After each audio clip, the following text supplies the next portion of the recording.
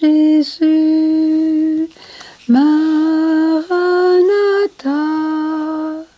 viens notre salut, notre frère et notre Dieu, notre lumière, viens. Viens Jésus, bonne nouvelle année à toi aujourd'hui. Nous commençons en ce premier dimanche de l'Avent la nouvelle année liturgique B. Et aujourd'hui, c'est le début de l'Avent. On commence avec Marie et Joseph à approcher du moment de la naissance. Depuis le 25 mars, qu'on sait que Jésus va venir dans notre monde, mais là, on arrive dans les derniers temps de son arrivée et nos cœurs vont se préparer d'une manière différente. J'espère que tu vas bien. Imagine-toi qu'avec toutes mes visites à l'hôpital cette semaine, j'ai rencontré un couple qui était là pour un examen qui semblait un peu de routine. Et je parlais avec Julien, un jeune homme dans la trentaine, qui me disait nous sommes à l'hôpital présentement parce que nous attendons notre premier bébé.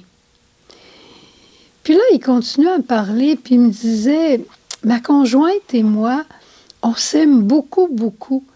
Mais là, il fallait qu'on ait quelqu'un de notre amour à aimer. Et on a décidé, dans l'amour, de faire un enfant. J'ai dit, vous l'avez fait dans l'amour, donc vous l'avez fait avec le bon Dieu. Puis là, il me regarde en disant, ben, ça doit être ça. Puis, il continue en me disant, le bébé va arriver dans 3 semaines. Mon épouse a arrêté de travailler. Là, elle décore, elle catine, elle fait toutes sortes de choses dans la maison. Moi, je travaille encore très fort, mais par contre, elle peut me rejoindre n'importe quand, puis aussitôt j'arrive à la maison. Il dit, c'est une vie nouvelle pour nous autres qui va commencer. Il dit, avoir un enfant, c'est normal, mais il dit, pour nous, là, c'est comme la fin du monde. Ben, puis là, il est parti à rire, puis il a dit, c'est pas la fin du monde, c'est un monde nouveau qui commence. Puis là, il s'arrête, puis là, il dit, on a tout préparé sa chambre en verre, parce qu'on l'attend, on l'espère, puis on ne sait pas si ce sera un petit garçon ou une petite fille. Mais qu'importe, un petit garçon, une petite fille, 2 petits bébés, comme il sera notre petit bébé, on va être content de l'accueillir. C'est beau, hein? C'était tellement plein de vie, plein de tendresse. Puis son épouse est arrivée, puis ils sont partis tous les deux. Nous, on en va se préparer pour accueillir Jésus. Est-ce qu'on va être présent à sa rencontre, ou bien on va être occupé avec toutes nos affaires? Le temps de décembre, c'est un temps très occupé, tout le monde le sait. Puis en même temps, c'est un temps où se multiplient les anxiétés, les dépressions, les peurs de solitude, les peurs de ne pas répondre à ce que la société attend de nous. C'est un temps de grande inquiétude aussi. Et c'est Jésus qui s'en vient à notre rencontre dans un acte d'amour suprême. C'est extraordinaire, on n'est pas obligé de monter au ciel pour le voir. Il descend et il vient vivre parmi nous. Mais il faut se faire attention, comme nous dit l'Évangile d'aujourd'hui, de ne pas se laisser prendre par toutes les choses du monde. Le magasinage, les cadeaux, la cuisine, les garde-robes à refaire. Essaie de magasiner cette année dans ta propre maison. Je suis sûre que tu vas trouver beaucoup de cadeaux que tu soupçonnais même pas que tu avais et que tu pourras partager.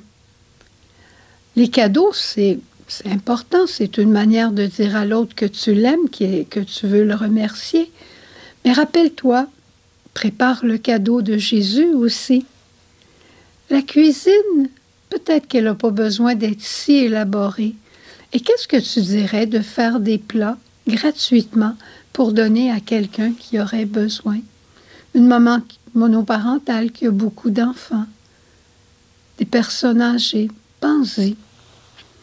Ta garde-robe, regarde comme il faut. Moi, je suis sûre que tu as tout ce qu'il faut et plus encore. Et le plus encore, partage le don pour que tu n'aies que ce qu'il te faut. C'est un grand cadeau que tu pourrais te faire. Mais un grand, grand cadeau qu'on peut faire aux nôtres et qui ne demande pas beaucoup de magasinage, c'est la prière. Offrir une messe à un ami évidemment qui a la foi. Offrir un pardon. Offrir son pardon, c'est souvent le plus beau des cadeaux de Noël qu'on peut offrir. Puis sinon, écrire une lettre. À mon âge, j'ai encore des lettres que mes parents m'ont écrites. Ils m'ont écrites particulièrement ces lettres-là quand j'étais en Haïti dans mes premières années. Mais je les ai toutes gardées et je les relis à l'occasion avec beaucoup de joie. Écris une lettre à chacun de tes enfants. Tu vas voir qu'ils vont la garder, cette lettre-là. Et peut-être ce serait le temps, toi, d'écrire une lettre à tes parents pour dire ton amour et ta reconnaissance. La grande parole du temps de l'Avent, c'est relever la tête.